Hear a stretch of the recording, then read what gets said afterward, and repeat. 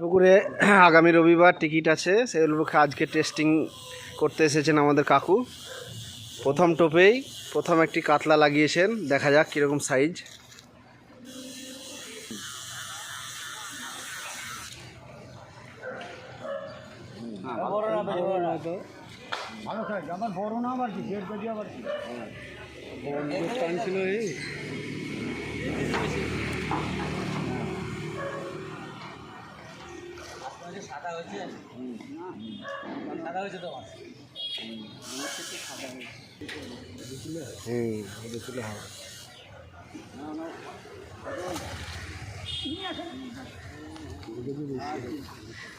না না, দারুণ সাইজ।